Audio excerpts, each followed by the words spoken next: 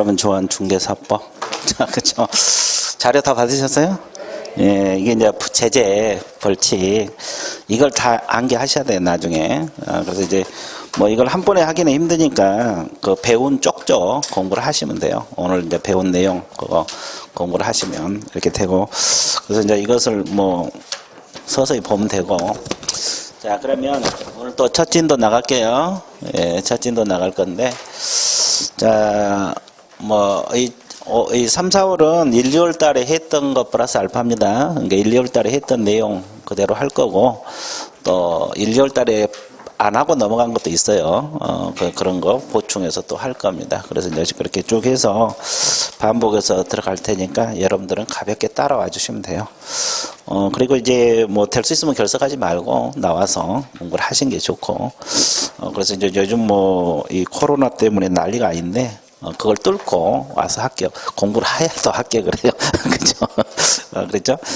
그래서 이제 그렇게 아시고 쭉 따라 하시면 돼요. 이해되셨죠? 네, 좋았어요. 자, 그러면, 우리 뭐 공부하러 떠나야 되냐? 그 20페이지 봐주십니다. 20페이지 보면, 이제 우리 과목이 뭐라 그랬어요? 공인중개사법이라 그랬어요. 자, 우리 공인중개사법의 제정 목적이 나옵니다. 자, 우리 법은 어떤 목적으로 제정이 되어 있느냐, 이거죠. 어떤 목적으로 제정되어 있느냐, 이거죠. 그래서 이제, 첫 번째가, 자, 공인중개사 업무 등에 관한 사항을 정하여 그 뭘 제공하라 그랬어요? 전문성을 제공하라 그랬고, 자, 그 다음에 두 번째가 부동산업이라 그랬어요? 중개업이라 그랬어요? 중개업을 건전하게 지도 육성. 건전하게 뭐다? 이제 육성입니다, 육성. 그래서 이제 여기서는 주의할 것은, 중개업이란 거. 부동산업이 아니라 무슨 업? 중개업. 이 중개가 빠져버리면 틀려버려요. 이것만 좀 신경 써주시면 돼요. 그 다음에 세 번째가 국민경제 뭐다? 이바지. 국민경제 이바지를 목적으로 한다. 그래서 이제 여러분들 이 세 가지가 목적인데 막상 또 문제 나오면 틀려볼 수도 있어요. 그래서 우리 공인중개사법 제정 목적 몇 가지? 세 가지. 전문성 제고, 중개업을 건전하게 육성, 국민경제 이바지. 별것도 없죠? 근데 막상 또 문제 나오면 틀려나가. 신기할 정도거든요. 그렇죠? 그러면 이제 이걸 문제를 어렵게 만들려면 끝도 끝도 없어요. 그죠? 그러면 이 제정 목적 가지고도 문제가 많은데, 이제 공인중개사법 제정 목적 이렇게 나와 있잖아요. 그럼 우리가 저 뒤에서 부동산 거래 신고에 관한 법 배웠어, 안 배웠어요? 거기 제정 목적은 뭐예요? 전혀 기억이 없죠? 자, 이렇게 두 가지를 비교해서 문제를 또 만들어 볼 수도 있어요. 그러면 이제 이게 또 문제가 어려워져요. 이해되셨어요? 그래서 문제 만들기 나름이라 그랬어요. 그래서 이제 여러분들이 그런 것도 같이 공부를 해주면 돼요. 자, 저 뒤에 부동산 거래 신고 한번 봐볼게요. 자, 몇 페이지가 나왔냐면, 자, 거기 이 330페이지가 나와 있어요. 자, 맨 밑에 보면 부동산 거래 신고 허가 등에 관한 사항을 정하여 건전하고 투명한 부동산 거래 질서 확립, 국민경제 이바지. 그렇게 나와 있죠. 자, 이것을 비교해서 문제를 만들어놔. 그럼 사람 환장하는 거지. 그렇죠? 그래서 내가 이야기했잖아요. 문제 만들기 나름이라고. 어렵게 만들려면 이 제정 목적 가지고도 마음대로 문제를 어렵게 만들 수가 있습니다. 그래서 여러분들이 그 제정 목적도 한 번씩 봐주시면 돼요. 그래서 이제 이것하고 비교해서 공부를 하세요. 그래서 이제 그 20페이지에다가 330페이지하고 비교 이렇게 적어 놓으세요. 비교해서 공부를 해 주시면 돼요. 이제 우리 과목에서 부동산 거래 신고에 관한 법하고 공인중개사법 두 가지를 다루잖아요. 법은. 그러니까 이제 이거 두 개 제정 목적 비교해서 국민경제 이바지는 같아요, 달라요? 같죠. 이것만 같아요. 그래서 이제 이렇게 또 헷갈려 버립니다. 그래서 이제 문제 만들기 나름이라 그랬어요. 어렵게 만들려면 얼마든지 어렵게 만들 수가 있다는 거. 정리되고 있죠? 예. 그렇게 쫙 해주면 돼요. 그 다음에 두 번째가 이제 공인중개사법 법적 성격이 나옵니다요. 자, 공인중개사법의 법적 성격이 나옵니다. 법적 성격. 자, 우리 법은 어떤 성격을 가진 법이냐 이거죠. 자, 우리가 법을 분류할 때는 일반법, 특별법 이렇게 분류가 되죠. 일반법은 누구에게나 적용되는 법이고 특별법이란 것은 특정 사람이랄지 특정 지역이랄지 특정 사항에 대해서 적용되는 법을 말하거든요. 그럼 우리 중개사법은 일반법이 들어간다, 특별법이 들어간다. 둘 다 들어가요. 왜? 이건 상대적이기 때문에 그게 가능해요. 그래서 이제 부동산 중개와 관련해서는 일반법적 성격을 가지고 있어요. 그러니까 이건 뭐냐면 이걸 이제 기본법이라는 말도 써요. 중개에 관해서 가장 기본이 된다 이 말인데 무엇과 관련해서는 중개하고 중개업과 관련해서는 일반법적 성격을 띠고 있어요. 그러니까 더 쉽게 표현하면 중개업에 종사하신 분들은 누구나 우리 공인중개사법을 적용받게 되어 있어요. 이해되시죠? 예, 그런 측면에서 일반적 법적 성격을 가지고 있고, 그다음 뭐하고 비교했을 때는 민법하고 상법하고 비교했을 때는 우리 공인중개사법이 특별법적 성격을 가지고 있다. 이렇게 생각을 해봐요. 민법은 일반인 누구에게나 적용되는 거고, 우리 공인중개사법은 중개업에 종사하신 분들에게만 적용되죠. 그럼 특정 사람에 대해 적용되고 있잖아요. 범위가 한정돼 있어, 안 돼 있어?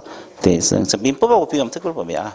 그럼 이제 왜 이걸 구별하냐면, 그러니까 그 민법이 중개사법이 일반법이 되는 거고, 공인중개사법은 민법의 특별법이 되는 겁니다. 이걸 왜 구별해요? 구별 실익이 있어서 그렇죠. 자, 민법 규정하고 공인중개사법 규정이 서로 저촉되는 현상이 발생할 수도 있어, 없어요? 그럼 어느 법을 먼저 적용된다? 공인중개사법. 네, 특별법 우선은 원칙 때문에 그래요. 그래서 이제 이걸 구별하는 거예요. 자, 예를 들면 여러분들 민법에서 쌍방대리 못하게 돼 있잖아요. 근데 본인이 허락이 있으면 가능하죠. 근데 우리 중개사법은 허락이 있어도 안 돼. 그러면 두 법이 저촉되고 있잖아요. 그럼 어느 법을 따라야 돼?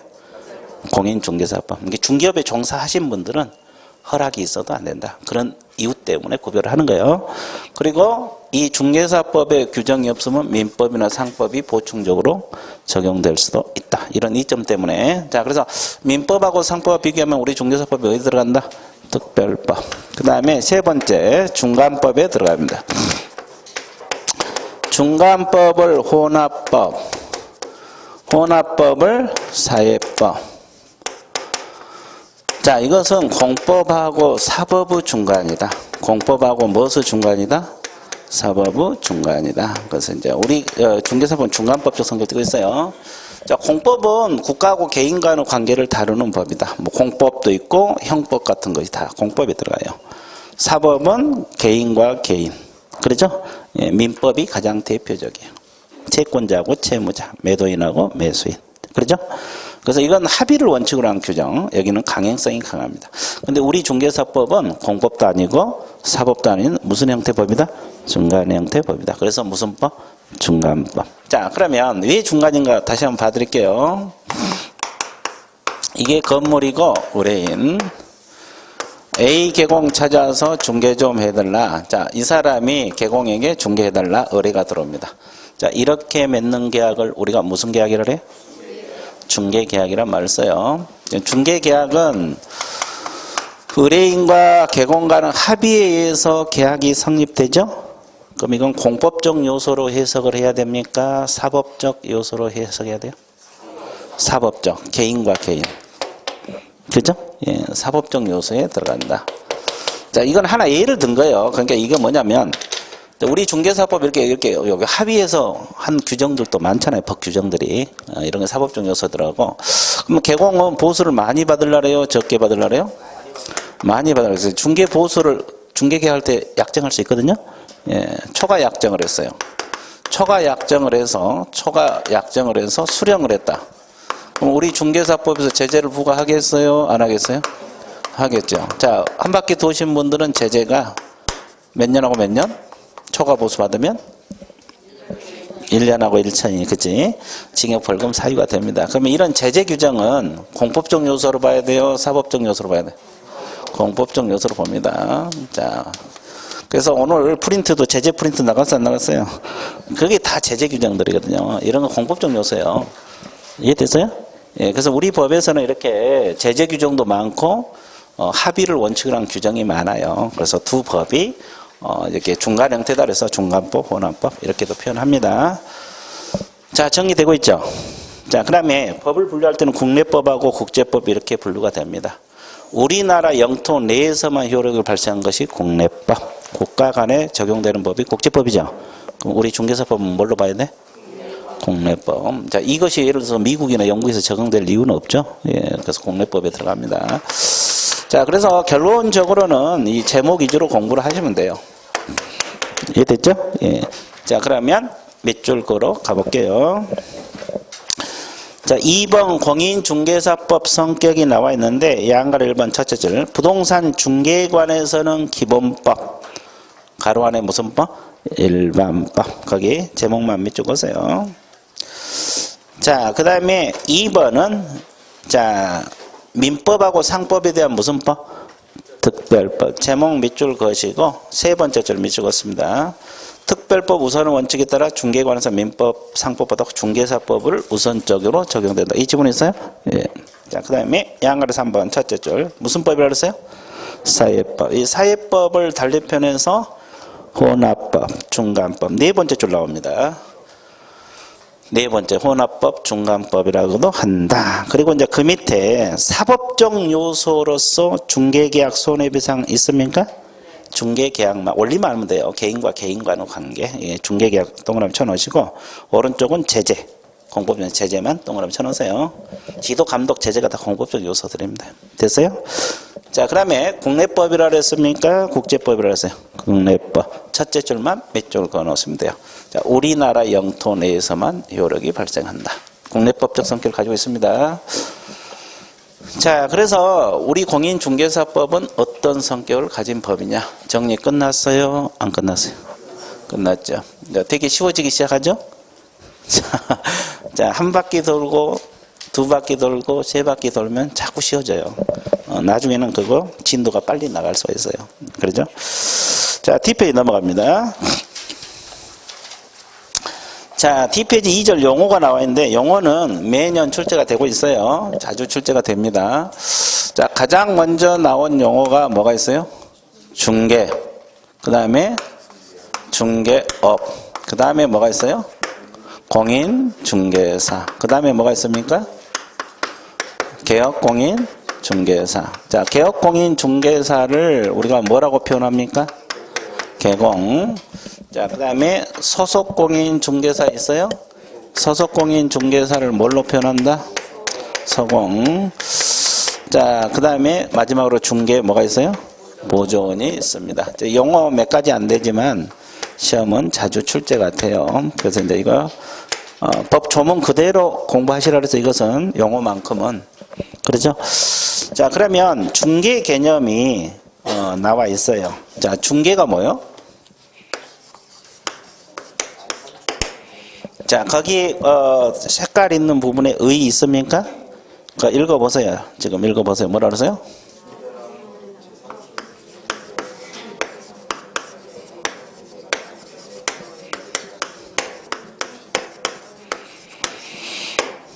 잘 읽으셨어요?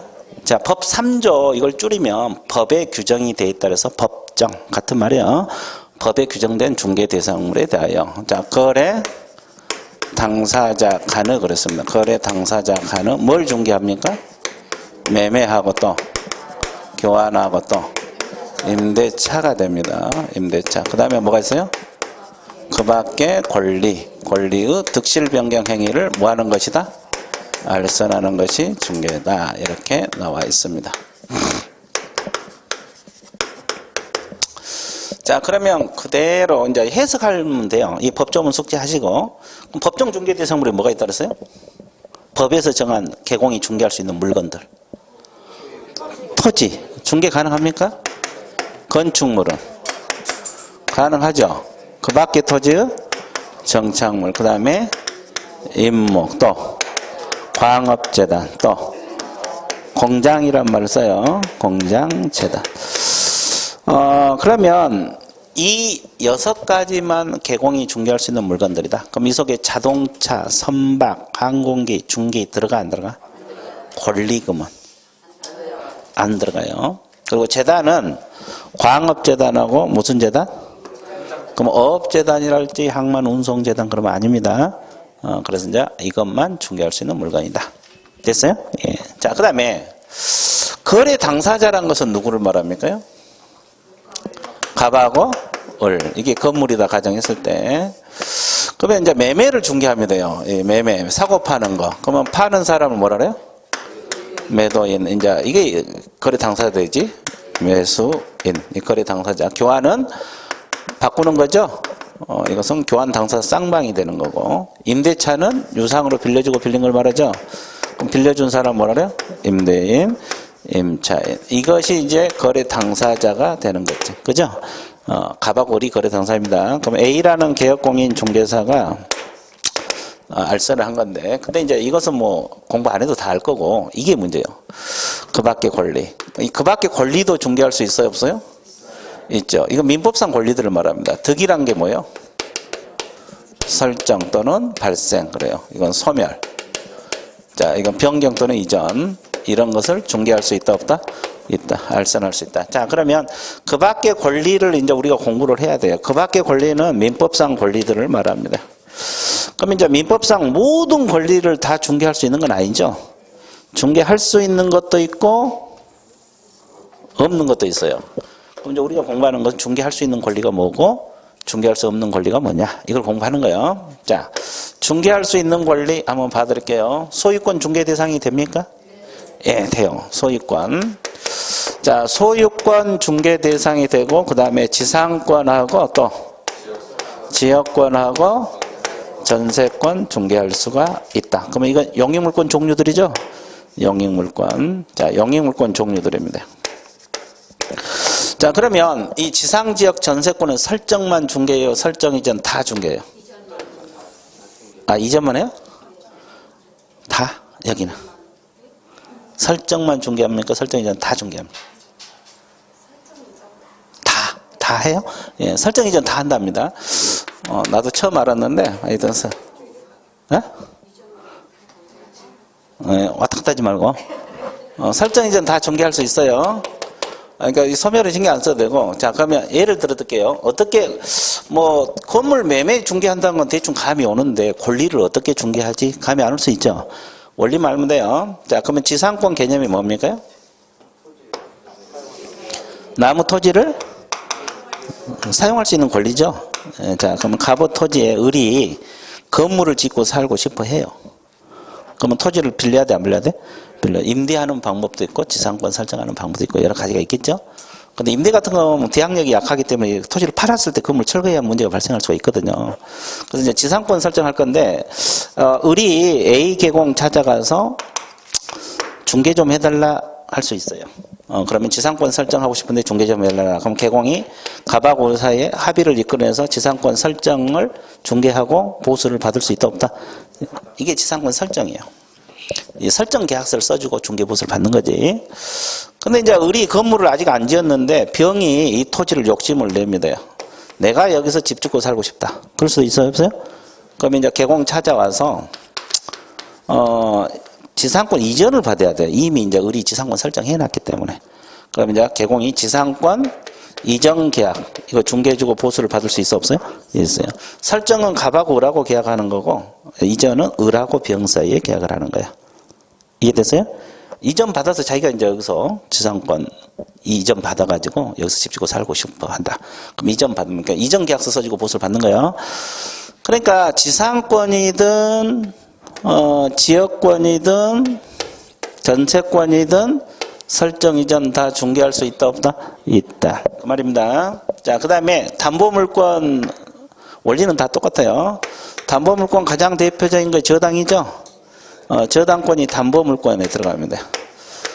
그러면 담보물권 중에서 저당은 중개할 수 있어요? 예, 이것도 설정 이전 다 중개할 수 있다. 설정은 판례가 나와 있거든요. 어떻게 저당권을 중개하지? 나와 있는데, 자, 판례를 설명해 드릴게요. 그냥 들어봐요. 저당을 왜 잡습니까요? 돈 빌려주고 잡는 거죠? 그러면 갑이 1억을 빌렸어요. 그러면 빌린 사람 뭐라 그래요? 채무자. 빌려준 사람을 채권자란 말을 써죠. 그러면 A랑 개업공인 중개사가 이 돈 빌려주고 빌린 행위를 뭐라고 표현을 해요? 금전 소비대체라 하죠. 이거 중개할 수 있을까요? 돈 빌려주고 빌린 거? 금전 소비대차 중개할 수 있어 없어? 봐, 이런 단어 하나 모르면 또 틀려버려요. 그러니까 이 내용을 90%는 다 알아. 근데 하필이면 그 모르는 거 하나 나왔어. 그 한 문제 나올 건데. 그럼 틀려버려요. 그럴 수도 있잖아요. 운이 나쁘면 90%는 그 단어를 다 아는데 꼭 모르는 데서만 나오는 거죠. 그러니까 알아야 돼. 금전 소비대차는 중개 대상물 저 속에 들어있어 안 들어있어? 금전이랄지 권리금은 중개 대상이 아니야. 그러니까 돈 빌려주고 빌린 건 중개 못해요. 판례에서 뭐라냐면 이건 중개 못해요. 근데 이 돈 빌려주면서 이 사람이 그냥 빌려주겠어요? 건물 저당 잡겠어요? 그죠? 그러니까 이건 안 되지만 이것이 부수해서 이루어진 저당권 설정 행위는 중개할 수 있다는 것이 판례 취지입니다. 됐어요? 예. 그러니까 이건 안 되지만 이제 시험 질문에도 그렇게 나와요. 금전 소비대차 계약의 부수에서 이루어진 저당권 설정은 돼. 근데 금전 소비대차 자체는 안 되는 거예요. 그런 지문을 그러니까 외운 것보다도 이해를 하고 외워야 돼. 외울 것은 이해를 하고 외워야지 그냥 외워갖고는 안 돼. 이해됐어요? 예. 나 흔들어 버리면 다 틀리게 돼 있어요. 자, 그 다음에 여기서 이제 담보물권 중에서 유치권하고 뭐가 있어요? 질권이 있습니다. 자, 유치권은 부동산 다 인정되는 권리고, 질권은 동산에만 인정되는 권리고, 저당은 부동산에만 인정되는 권리거든요. 그러면 유치권은 되겠어요? 안 되겠어요? 자, 이 동산 유치는 당연히 안 될 거고, 이제 부동산 유치인데, 되겠어? 안 되겠어요? 설정은 안 되고, 뭐만? 이전만 됩니다. 판례에서 이제 이전은 된다고 했고, 그럼 왜 유치권 설정은 중개할 수가 없을까? 그 이유를 알아야지 이제 다른 것도 파생이 돼요. 왜 설정은 안 되냐? 그 이유를 알아야 돼. 이유를 알아야지 이 파생이 된다는 거, 내용이. 자, 당첨. 오랜만에 나온 것 같은데. 몰라? 여기는. 아니, 유치권을 모르는데 거기서 왜 저당이 나와요? 지금 이런 현상을 뭐라 그래요? 동문북답이라래. 아니, 서답도 아니고 북답. 자, 예, 좋았어요. 여기 우리 몰라요? 2학년에 1, 2월 달에 이야기했는데 여기. 유치권은 등기가 설정이 안 돼 있으니까. 아, 등기가 안 되니 그게 아니고 이 유치권은 법정 담보물권이래요. 무슨 담보물권? 이 법정이란 말이 뭐예요? 법률의 규정에서 담보가 설정돼. 법의 규정에 의해서. 그러니까 둘이 합의해서 유치권을 설정한 게 아니라 법에 의해서 당연히 유치권 말 한마디 안 틀어도 법에 의해서 당연히 물건을 잡을 권리가 생긴다고. 그러면 개공이 끼어들 수가 있어 없어? 없어. 그래서 설정은 안 돼요. 그러니까 법정이란 말이 들어가면 무조건 설정은 돼 안 돼? 이전은 돼. 그러면 연습할게요. 자, 지상권은 계약에 의해서 성립되거든요. 설정 이전 다 된다 그랬죠. 그러면 지상권 중에서 법정 지상권이 있어요 없어요? 있죠. 그럼 법정이란 말이 들어있어요 안 들어있어요? 그럼 설정은 안 되겠죠. 왜? 법정. 그럼 이전은 됩니다. 법정 저당도 마찬가지. 저당권도 법정이란 말이 들어있어 안 들어있어요? 그러면 설정은 왜? 끼어들 수가 없어. 그러면 이전은 돼요. 자, 그리고 환매권은 다시 물건을 사올 수 있는 권리죠. 이 환매권 행사는 안 됩니다. 행사하는 것 자체는. 근데 환매권도 등기 가능하거죠? 그럼 등기된 환매권은 제3자에게 이전할 수 있어요. 등기 이전하면 되니까. 그럼 이건 중개할 수가 있다. 그러면 유치권을 비롯해서 이 세 가지 이것은 이전만 되죠? 됐어요? 그럼 설정이 안 되는 법정이란 말이 들어가면 안 된다고. 다 법정. 유치권도 법정 담보니까. 여기까지 이해됐어요? 그래서 이렇게 파생이 되잖아요.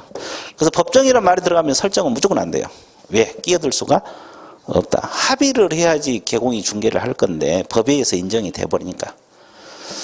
자, 그러면 여기서 또 하나 보세요. 무슨 하나? 또 하나. 자, 여기까지 이해됐어요? 그럼 이제 권리, 이제 또 몇 가지 더 해야 하는데, 그럼 보기 전에 이게 질권. 질권은 전당포 생각하면 돼요. 전당포라는 게 뭐예요? 물건 맡기고 돈 빌려 쓰는 거. 그 전당포 아니래도 관계없어요. 옆 사람한테 돈 100만 원 빌려달라니까 안 빌려줘. 그럼 200만 원짜리 반지 맡길 테니까 100만 원 빌려달라. 그럼 빌려줄 수도 있죠? 그게 질권이거든요. 반지 잡고 돈 빌려주는 거. 그러면 이것은 약정 담보예요. 합의해서 담보가 설정된다고. 그러면 개공이 전당포를 소개해 줄 수도 있겠죠? 근데 안 돼. 중개가 안 돼. 왜 그래요? 왜? 이건 또 왜 안 된가 이유를 알아야지. 왜 질권은 중개할 수 없는 권리다?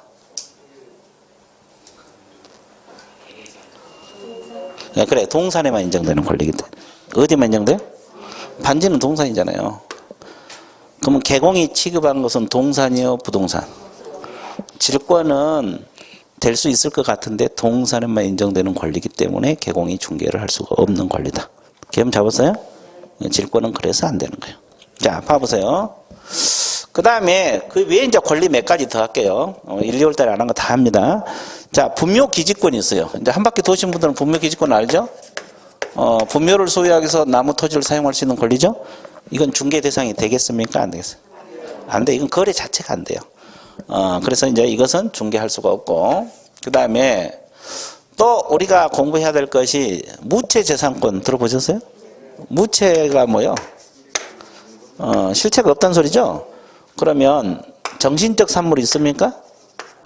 정신적 산물. 그것이 무채재산권들이에요. 저작권, 상표권, 실용, 신안, 의장. 이런 정신적인 권리들은 중개할 수 있다 없다? 없어. 됐어요?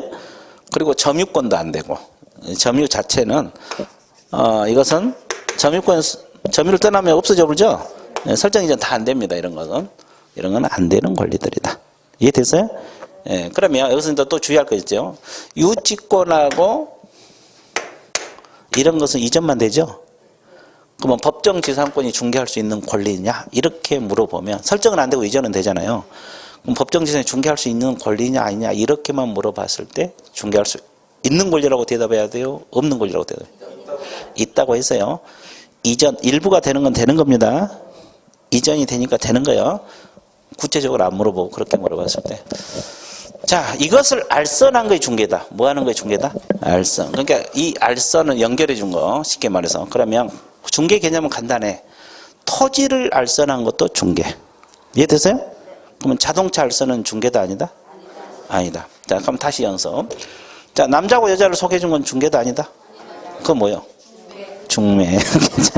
이건 물건이 아니잖아요. 그럼 또 하나. 이건 중개인가 보세요. 토지는 중개 대상물이 맞죠? 토지 개발하면 좋냐 안 좋냐 물어보니까 개공이 상담을 해줬어요. 이 토지를 이 남양주시에서 개발하면 좋아요 물어보니까 좋다 안 좋다 상담을 해줬어요. 그것은 중개입니까 아닙니까? 아니에요. 그건 알선이 아니에요. 그건 알선이 아니니까 중개 아니에요. 물건을 알선 두 가지 다 충족이 돼야 되고, 그 다음에 이 지상권 설정을 알선한 것도 중개됩니까? 예, 되죠. 이 권리를 알선한 것도 중개다.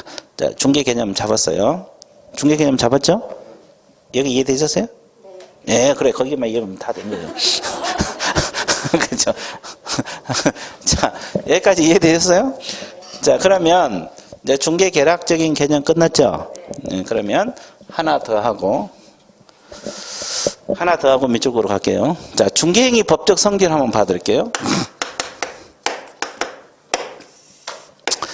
중개란 것은 이렇게 하는 걸 중개행위잖아요.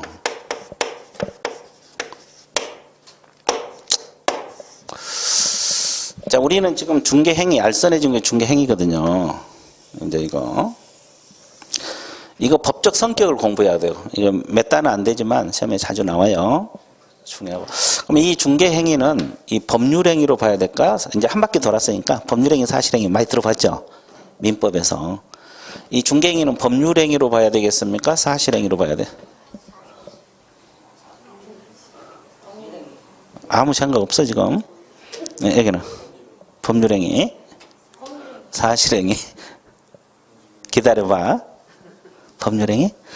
자, 우리 여기 처음 오셨는데? 아니잖아. 여기는 사실행위. 예, 여기는 사실행위. 법률행위는 사실은 아닌데 이 중개행위는 사실행위로 봅니다. 이 법률행위란 게 뭐예요? 의사표시를 필수 불가로 요소로 한 계약들을 말하죠. 계약이 가장 대표적인 의사표시 요소를 한 거잖아요. 그러면 아까 이렇게 맺는 계약을 무슨 계약이라고 그랬어요? 갑하고 을하고 맺는 계약을? 그러면 이건 법률행위예요, 사실행위? 이건 법률행위잖아요. 계약이 법률행위 대표적인 거라고 그랬어요. 자, 이것은 법률행위입니다. 근데 이 중개행위는 이 법률행위 하도록 도와주고 있죠. 그래서 이거 의사표시를 요소를 하지 않아요. 사실행위라고 해석이 하는 거. 그러면 제대로 이해했는가 확인 들어갈게요. 제대로 이해했나 안 했나. 자, 걱정 안 해도 돼요. 자, 이 사람이 개공 찾아서 중개해달라. 이렇게 맺는 계약을 무슨 계약? 이 중개계약은 법률행위로 봅니까? 사실행위로 봅니까? 예? 법률행위입니다. 왜? 계약이니까. 그렇지. 아, 이제 이해됐어. 드디어 이해가 됐어. 그러니까 중개계약도 법률행위, 거래계약도 법률행위. 근데 중개행위 자체는 사실행위. 이것은 법률행위 하도록 연결해 주는 행위잖아요. 의사표시를 요소로 하지 않는 사실행위. 자, 그 다음에 또 하나. 이 개공이 하는 중개행위는 이 사람이 시키는 대로 한다. 이걸 이제 사자로서 행위, 사자란 말을 써요. 심부름권. 사자로서 행위입니까? 대리 행위입니까? 개공 독자적으로 하는 독자적 행위다. 독자적 행위입니다. 그러니까 대리 행위도 아니고 이런 사람을 시키는 대로 한 사자로서 행위도 아니고 개공 자기 전문 지식 가지고 하는 거예요. 이걸 무슨 행위? 독자적 행위예요. 뭐 변호사들도 마찬가지. 자기 전문 지식을 독자적으로 하는 것이지 의뢰인 시키는 대로 한 게 아닙니다. 자, 독자적 행위고 그 다음에 또 하나. 둘이 법률행위 하도록 사전에 도와주고 있죠. 이걸 사전적, 보전적 준비행위라 그래요. 사전, 사후 반대. 사전적, 보조적 준비행위다. 준비행위다. 이렇게 표현합니다. 그리고 개공이 이렇게 하는 행위는 상인으로서 지위를 가지고 있거든요. 상인으로서 지위를 가지고 있어요. 중개하는 행위가. 그래서 상행위 성격을 가지고 있다. 그래서 상행위라고 해석이 됩니다. 무슨 행위? 상행위. 이거 이제 우리가 중개행위 법적 성격 몇 단어 안 되죠? 지금 4단어밖에 안 되잖아요. 중요해요. 자, 이해도 하고 머릿속에 넣어 주셔야 되고. 자, 하나 더. 몇 개 더? 하나 더. 그렇지. 자, 그렇게 결석 안 하고 빨리 나와서 한 게 좋잖아요. 그렇죠? 예, 그렇죠. 근데 맨 마지막 시간에 좀 왔다 가고 그래요. 세 번째 시간에 왔다가 가장 또 빨리 가고. 그렇죠. 아침에 나온 게 얼마나 좋아요. 그죠? 예. 그렇죠. 그래서 내가 누차 강조하잖아요. 자꾸 여기 얼굴 보여준 사람이 합격한다고. 집에서 혼자 공부하면 잘 안 돼. 또 혼자 한 가도 안 한 가도 모르겠고. 여기까지 이해되셨어요? 네. 자, 그 다음에 또 하나 봐볼게요. 이 중개행위 관련해서 이 판례들이 또 나와요. 중개행위냐 아니냐 애매모호한 것들이 있어 없어요? 이런 판례도 공부했는데 이 중개행위냐 아니냐 판단 기준에 관한 판례가 있는데 중개행위냐 아니냐는 개공 주관으로 판단한 게 아니라 객관적으로 판단한 게 판례입니다. 객관적으로 이런 것도 알고 계셔야 되고 그 다음에 우리가 어쨌든 손해배상 파트에서 뭐 배웠죠. 무료 중개하더라도 중개행위로 봐요 안 봐요? 봐요. 그래서 손해 발생하면 손해배상 진다 이런 거 이런 판례들도 좀 공부를 해주시면 되고 이해됐어요? 예. 자, 그래서 이제 중개 개념 다 끝난 건 아니에요. 중개가 이제 기본적인 개념은 끝났고 또 그 뭐 중개의 종류랄지 이런 것도 있어요. 예, 좀 이따 하긴 하고 뭐 적을 데가 없으니까 그러면 이제 그 전에 할 일이 뭐예요? 그렇죠. 밑줄 긋고 오 좋았어요. 그렇죠. 아주 좋았어요. 자, 22페이지 밑줄 긋습니다. 아까 중개 정의는 한번 읽어봤죠? 그리고 이제 양갈 1번 중개란 건 중개 대상물을 알선한 거를 그랬죠? 그래서 중개 대상물 첫째 줄 토지, 건축물, 그 밖에 토지, 정책, 임목, 강도, 공자 이걸 알선한 거에 중개다. 그래서 이제 그 밑줄 그어놓으시고 그 다음에 양가로 2번 거래 당사자의 거래 행위 나와 있어요? 자, 첫째 좀 있어요. 중개 득실병의 주체는 모두 거래 당사자다. 그럼 아까 거래 당사자냐가 뭐라 했어요? 매매 같으면 매도인하고 매수인, 임대차는 임대인하고 임차인. 그걸 이야기했고, 그 다음에 그 거래 행위에서 밑에 밑에 그 밖의 권리가 나와 있어요. 그 네 번째 줄. 지상지역 전세권 등 무슨 물권? 영물권, 저당권 등 담보물권 이런 것이 중개 대상이 된다. 권리는 뒤쪽에 자세히 또 분석이 됐으니까 거기 보기를 하고. 자, 그 다음에 알선은 첫째 줄, 두 번째 줄 밑줄 보세요. 중개란 알선 행위를 말한다. 그래서죠. 용어 정의상 지시중개 참여 의무를 모두 포함하는 포괄적 개념으로 거래가 이루어져 도와주는 행위. 이걸 알선이라 해요. 거기만 밑줄 그어 놓으시면 되겠습니다. 밑줄 그어 놨어요? 예. 그리고 이제 그 40쪽으로 넘어가 볼게요. 이 중개, 이걸 중개 파트에서 써놓으면 되는데, 저 뒤쪽에다 또 써놨어요. 그래서 이제 40쪽. 40페이지. 자, 방금 우리가 중개 대상인 권리들이 있어요, 없어요? 있죠. 그래서 이제 아까 이 권리들 여기 칠판에 적힌 거, 저기까지. 이거 밑줄 그어 갈 거예요. 예, 다 설명했으니까. 그 양가로 2번부터 밑줄 그으세요. 중개 대상 권리 긍정이란 말은 중개 대상이 되는 권리들을 말한 거죠. 자, 그러면 소유권 아까 된다고 했습니까? 안 된다고? 제목만 밑줄 그으세요. 그리고 이제 2번 용익물권에서 첫째 지상지역 전세권 된다고 했어요? 안 했어요? 했어요. 첫째 줄만 밑줄 그으세요. 자, 그 다음에 저당 첫째 줄 된다고 했어요? 안 된다고 했어요? 된다고 했죠? 근데 그 판례도 밑줄 그으세요. 두 번째 줄 중간. 판례는 저당권이 반드시 금전 소비대차의 부수에서 이루어지므로 금전 소비대차 부수에는 저당권도 중개대상 권리도 된다.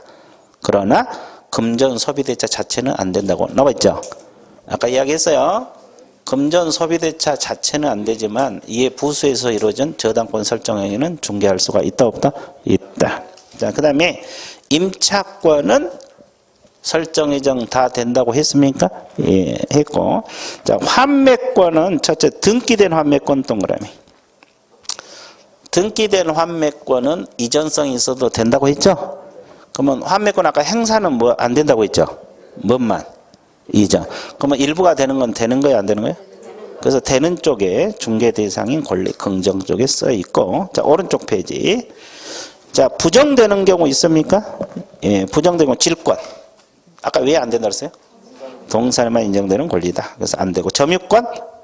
안 된다고 했죠? 분묘기지권? 안 된다고 했고. 무채재산권, 첫째 줄 밑줄에서 특허, 상표, 지적재산권 실용 이런 건 다 무채재산권이에요. 저작권도 들어있어요. 이런 건 된다, 안 된다? 안 된다. 이런 거 안 돼. 그 다음에 이제 비재산권, 친권이나 인격권 같은 걸 말해요. 이런 것도 당연히 될 수가 없겠죠? 예. 자, 그것까지 안 되는 거고. 자, 그 다음에 양가로 4번에, 다시 볼게요. 유치권은 아까 성립은 된다고 했어요? 안 된다고 했어요?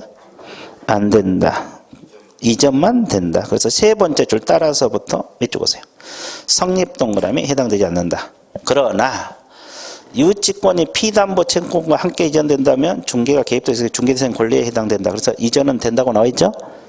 그래서 유치권은 설정은 안 되고 어떤 것만? 이전. 일부가 되는 건 되는 겁니다. 자, 법정지상권도 첫째 줄로다 성립. 개입할 여지가 없다고 나와 있죠? 그리고 이제 세 번째 따라서부터 밑줄 보세요. 세 번째 중간. 성립은 안 되지만 이전은 된다. 나와 있어요? 예, 거기만 밑줄 보세요. 성립은 안 되지만 무엇은 된다? 이전. 그 밑에 법정 저당도 마찬가지. 성립 동그라미, 이전 동그라미. 성립은 안 되지만 이전은 된다. 자, 이거잖아요. 이해됐어요? 법정이란 말이 들어가면 다 성립은 안 돼. 자, 거기 다 이 권리들 밑줄 그었어요? 안 그었어요? 그었죠? 자, 뭐 별것도 없죠? 별거 있어 없어? 없죠. 이제 저하고 하면 되게 쉬워져. 그러죠? 예. 그러니까 이제 나중에 막 틀리고 싶어도 막 맞아. 미치는 거예요. 나는 좀 틀려봤으면 되는데 왜 잘 맞지? 그러고. 자, 42쪽 넘어갑니다. 42쪽이 뭐냐면 이 개념 중개 대상 행위라는 제목이 있죠? 대상이란 말은 이 중개를 받는 거. 중개를 받는 행위를 대상 행위라 그래요. 중개를 받는 행위. 이걸 무슨 행위? 그러면 여기서 대상 행위가 뭐예요? 거래 계약을 말하죠. 이해되셨어요? 이제 중개 대상 행위를 물어봤을 때 이걸 묻는 거예요. 이거요. 중개 받는 거. 됐어요? 예. 이걸 맞는 그인데. 그래서 일단, 오른쪽을 보세요. 그 판단 기준을 읽어보시고, 양가로 2번에, 중개 대상 행위에 해당되는 거, 자, 1번, 민법. 15개입니다. 14개를 15개를 고치세요. 15개 전형 계약 중, 자, 43페이지. 첫째 줄. 양가로 2번 첫째 줄 보고 있어요? 대상이 되는 것은 거래계약 파트를 말하는 거예요. 자, 그래서 15개, 14개가 아니라 지금은 전형계약이 15개입니다. 15개 계약 중 매매교환 임대차, 아까 중개 대상이 된다고 했죠? 그리고 2번에 그 지상 지역 전세 저당권은 설정 이전 동안에 둘 다 된다고 했죠? 됐다고 했죠? 그러나 유치권은 성립은 된다 안 된다?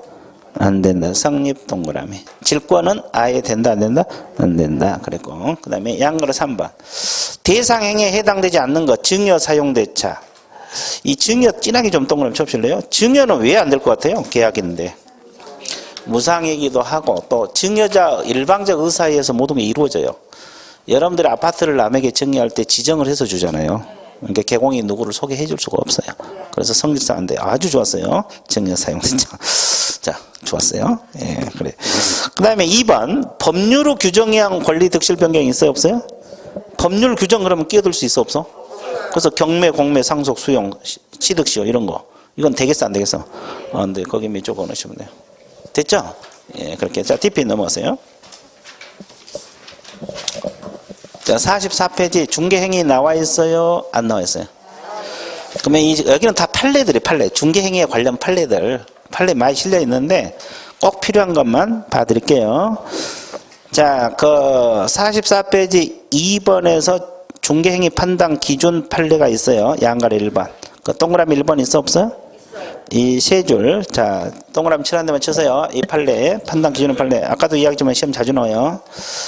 중개 행위에 해당한지 여부를 개공 주관적 의사면 적어서 주관적 의사에 결정할 것이 아니라 개공 행위를 뭘로 보아? 객관적 동그라미. 객관적으로 보아 사회통상 거래 알선 중개를 위한 행위로 인정되지 여부에 결정한다. 이 지문. 이것이 중개 행위냐 아니냐 판단 기준에 관한 판례들입니다. 판단 기준에 관한 판례. 개공 주관으로 판단한다 그랬어요? 객관적으로. 이 판례 지문 반드시 익혀 두셔야 되고. 이해됐어요? 예. 그 다음에 나머지는 놔놓고 자 45페이지 양가로 2번. 양가로 2번 판례 있죠? 세 줄 밑쪽 오세요. 맨 밑에 45페이지 맨 밑에 양가로 2번. 거래 당사자 의뢰 있습니까? 자, 판례는 개공의 쌍방 당사자로 쌍방 동그라미 의뢰받는 경우뿐만 아니라 일방 동그라미 일방 당사자 의뢰에 의해서 매매교환 임대차 득실 변경 행위를 알선 중개한 것도 중개행위다. 그 지문 있어요? 그러니까 우리가 보통 양쪽으로부터 의뢰받아서 중개하는 경우도 있지만 일방으로 의뢰받아서 중개하는 경우가 더 많죠? 그것도 중개행위로 본다. 양쪽으로부터 의뢰받아도 중개행위. 한쪽으로부터 의뢰받아도 중개행위. 이해됐습니까? 예. 자, 그래서 일단 중개행위 판례 공부를 했어요. 자, DP 넘어가세요. 자, 46쪽으로 넘어가면 중개행위의 성격 나와 있습니까? 이거예요. 이거. 몇 줄 걸어갈게요. 자, 무슨 준비행위를 했어요? 보조적 준비행위. 자, 첫째 좀 몇 줄 오세요. 중개행위는 거래사 법률행위 성립처럼 보조적 준비행위다. 나와 있어요? 그러면 칠판에서 이거잖아요. 보조적. 이거 사전적 보조적 준비행위. 나와 있습니까? 예, 여기 몇 줄 거시고. 자, 그 다음에 양가로 2번 제목이 뭐예요? 독자적 행위라고 했죠? 첫째 줄. 대리 행위도 아니고 뭣도 아니다. 사자로서 아니고 독자적 행위다. 나와 있어요? 독자적 행위 여기 있잖아요. 개공 전문 지식으로 가능한 독자적 행위란 말. 자, 그 다음에 양가로 3번 무슨 행위를 했어요? 사실행위. 사실행위입니다. 그죠? 예. 근데 그 밑에 화살표, 맨 밑에 화살표 보면은, 자, 거래 계약 중 중개행위 대상은 무슨 행위다? 그러면 중개행위 대상이라는 게 아까 뭐였어요? 거래계약, 이걸 말한 거죠. 중개행위 대상, 이걸 묻는 거죠. 거래계약을 말합니다. 거래계약은 무슨 행위다? 법률행위. 그렇죠? 그리고 중개계약도 무슨 행위? 법률행위. 같이 알고 있어야 돼요. 중개계약도 법률행위. 됐어요? 예, 그리고 양가로 4번 그려놓고 상행이라고 적어놓으세요. 양가로 4번 하나 쳐갖고 무슨 행위다? 상행위. 개공의 행위가 상인으로 성격을 갖고 있거든요. 중개하는 행위를. 그래서 상행이라고 보고 있어요. 자, 그러면 이 중개 파트가 아직도 덜 끝났어요. 아직도 중개가 덜 끝났어요. 이걸 앞쪽에다 이 책을 써놨으면 좋은데 뒤쪽에. 그러면 오른쪽에 보면 오른쪽에 그 구별 개념은 놔놓고 5번에 뭐가 있어요? 중개 종류 나와 있잖아요. 이거 보고 들어갈게요. 중개 종류 1, 2월 달에 어떤 것만 했어요? 1번만 했어요? 3번까지 했어요? 예, 자, 2번까지 했어요? 그것만 했어요? 예. 3번까지 했죠? 그거 다시 한번 봐드릴게요. 이건 이제 다 정리를 할 건데, 그냥 들어봐요. 양가로 1번, 2번, 3번까지가 중요해요, 사실. 그래서 1, 2월 달에 3번까지 했나 모르겠는데, 자, 중개의 종류 나와 있죠? 자, 첫 번째가 개업공인 중개사업 무슨 정도에 따른 분류요? 관여 정도, 관여 동그라미 치세요. 가로 안에 관여 정도에서. 자, 그러면 지시중개하고 무슨 중개가 나와 있어요? 참여중개가 나와 있습니다. 그러면 지시중개를 달리 표현해서 보도중개 또는 전시중개란 말을 써요. 같은 개념은 같이 공부를 해 놓으시면 좋아요. 참여중개를 매개중개란 말을 쓰고 있어요. 자, 그러면 지시중개는 어떻게 한 거예요? 지시중개를 써요. 자료를 뭐 하거나 전시하거나 정보를 제공하면은 개공할 일은 끝나요? 안 끝나요? 끝나요. 그러니까 이거예요. 이거 예를 들어 보세요. 이 사람이 건물 자료를 개공 찾아서 일정한 장소에 전시해달라. 뭐 소재질할지 면적이랄지 가격을 A4 용지나 B4 용지에 전시해달라. 그리고 한 달 전시해주고 10,000원, 2달 전시해주고 20,000원 이렇게 받는 걸 무슨 중개? 지시중개. 지시중개를 해요. 근데 자료를 전시해주고. 그럼 개공할 일은 끝나요? 안 끝나요? 끝나요. 계약까지 관여한 게 아니에요. 그 다음에 을이 찾아와서 이 건물에 대한 정보만 가르쳐달라. 그러면 개공은 뭐만 가르쳐주고 정보만 제공해주고 보수받는 거예요. 이해됐어요? 그러면 계약까지 관여했어요? 안 했어요?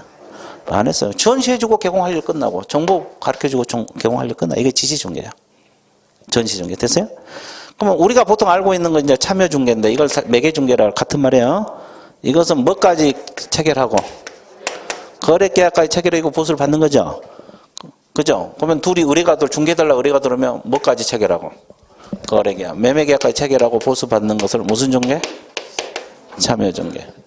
그러면 어떤 거에 더 관여를 많이 했어요? 참여중개. 그러니까 관여 정도예요. 됐어요? 예. 자, 그럼 우리나라는 둘 다 인정이 돼요? 지시중개, 참여중개? 둘 다 할 수 있어요? 예, 다 할 수 있어요.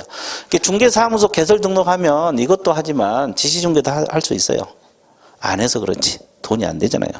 됐어요? 둘 다 가능합니다.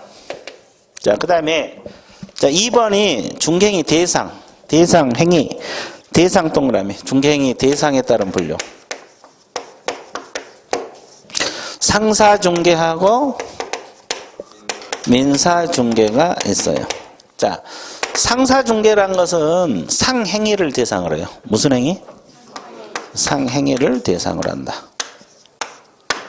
이것은 상행위 외의 행위. 외의. 상행 외의 행위를 대상으로 한다. 어떤 걸 대상으로 했다는 건데 상행이냐 상행위냐. 상사중개는 이렇게 생각하면 돼요. 계약 당사자는 둘 다 상위일 수도 있고 둘 중 하나는 반드시 상위여야 돼. 그러니까 매도인 매수인 중에서 둘 중 하나는 상위여야 돼. 둘 다 상위여도 관계없고. 이렇게 한 걸 무슨 중개? 상사중개. 그럼 민사중개는 상행위가 아닌 행위. 그럼 우리 부동산 중개는 민사중개예요? 상사중개예요? 민사중개입니다.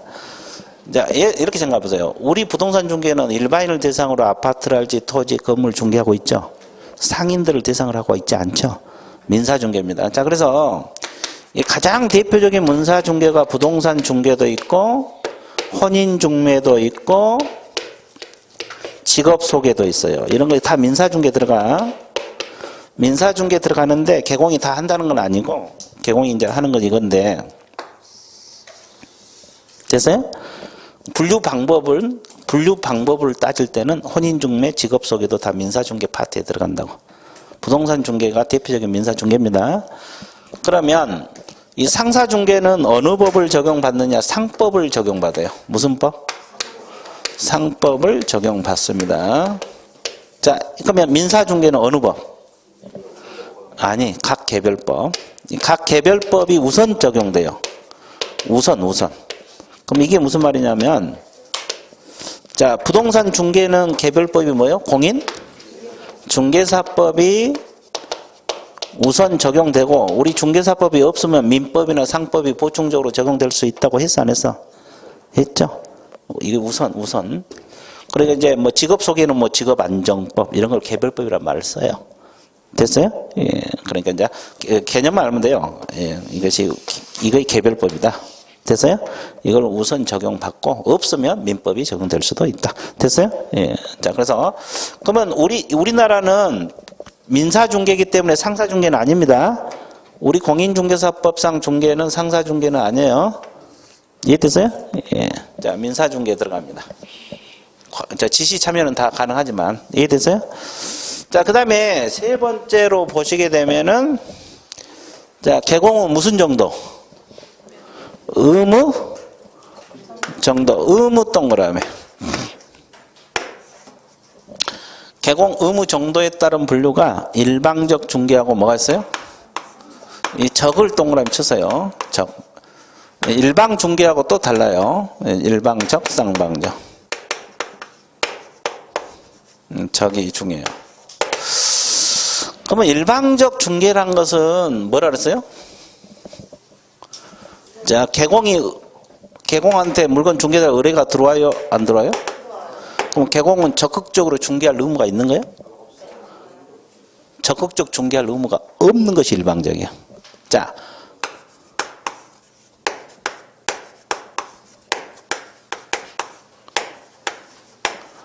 의무가 없다. X라고 적을게요. 이게 일방적이에요. 그러면 쌍방이란 말은 개공에게 의뢰가 들어오면 적극적으로 중개할 의무가 있어 없어요? 있고, 의뢰인은 거래 끝나면 보수 지급 의무가 있어 없어요? 있어. 서로가 의무를 지고 있어요.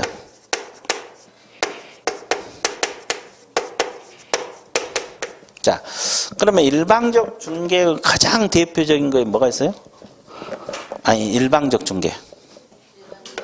일반 중개계약. 한 번 더 오신 분은 뭔 소리인지 알아먹겠죠? 일반 중개계약이 대표적이고, 그럼 이것은 전속 중개계약이 대표적입니다. 이해됐어요? 그러면 우리나라는 둘 다 인정이 돼요, 안 돼요? 되지. 일반, 전속 다 가능합니다. 자, 그래서 이 중개의 종류 분류할 때는 1번하고 2번, 3번이 중요해요. 1번, 2번, 3번. 중요하다. 그럼 4, 5, 6은 그냥 한번 들어보면 돼요. 자, 한번 뭐 공부할 것은 없어요. 자, 4번, 5번, 7번 봐드릴게요. 판사 안 해도 돼요. 준비 끝났어요? 끝났습니까? 예, 좋아요. 자, 4번이 주체의 수 동그라미. 중개행위 주체의 수에 따른 분류인데 단독 중개하고 공동 중개 있어 없어요? 이건 뭐 공부 안 해도 알겠죠? 단독 중개는 물건 하나를 개공 혼자서 하는 거고 공동 중개는 여러 개공이 협력해서 중개하는 거. 이해됐어요? 뭐 대충 알잖아요. 자, 그 다음에 물건의 소재 동그라미.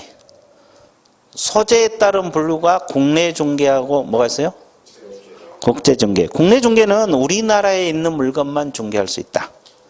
국제 중개라는 것은 우리나라 물건뿐만 아니라 애국에 있는 물건도 중개할 수 있다. 됐어요? 그럼 생각을 해봐. 여행 가가지고 자, 파리에 있는 물건 하나 중개해주고 다 왔어. 자, 가능해요? 우리 중개사법에서 한 바퀴 도시면 알겠지만 우리나라 전국 범위가 되지 애국까지 한다는 말 들어봤어? 안 들어봤어? 그래서 우리 중개는 국내 중개만 들어가요. 국제 중개 아니야. 상사 중개 아니고 국제 중개 아닙니다. 우리 공인 중개 중개는 국내 중개 한정됩니다. 이해됐어요? 예. 애국에 있는 물건까지 중개하는 걸 국제 중개라 해요. 그 다음에 6번 법적 근거 동그라미. 공인 중개하고 뭐가 있어요? 사중개. 이 공인 중개라는 것은 법에 따라 중개하는 거예요. 그러면 여러분들 중개하려면 어떻게 해요? 자격증 취득해야 돼, 안 해야 돼? 개설 등록해야 돼, 안 해야 돼? 이렇게 법에 따라서 절차를 거쳐서 하는 게 공인중개예요. 그래서 여러분들 공인중개사 이렇게 변하잖아요. 그럼 사중개라는 것은 개인들이 그냥 하는 거예요. 여러분들 공부한다니까 옆집에서 의뢰가 들어와서 하는 거. 이걸 무슨 중개? 사중개. 그럼 우리 중개는 무슨 중개예요? 공인중개입니다. 그래서 다 인정이 되는데 안 되는 것이 세 가지가 있죠. 상사중개, 국제중개, 사중개. 이건 우리 중개사법상 중개가 아니에요. 상국사입니다. 상사중개는 아니고 민사중개 들어가요. 국제중개는 아니고 국내중개 들어갑니다. 사중개는 아니고 무슨 중개다? 공인중개에 들어간다. 우리 공인중개사법상 중개는 그렇다. 공인중개사법상 중개는 상사중개 아니고 국제중개 아니고 사중개가 아니다. 이해됐어요? 예. 그리고 나머지 지시 참여 다 되고 일방 쌍방 다 돼요. 단독 공동 다 되고. 이해됐습니까? 자, 그래서 중개 유형 종류 끝났어요? 안 끝났어요? 끝났어요. 자, 봐보세요. 지금 우리가 영어 공부했는데 1시간 딱 지났거든요. 뭐 하나 끝났어요? 중개 하나 끝났어요. 이제 중개 하나 끝났어요. 1시간이 딱 끝났어요. 자, 그러면 이제 여기 중개 끝낸 걸 기념해서 우리는 어떻게 해야 됩니까? 그래, 쉬었다가 들어갈게요. 예, 쉬었다가 들어가면 휴식 같습니다.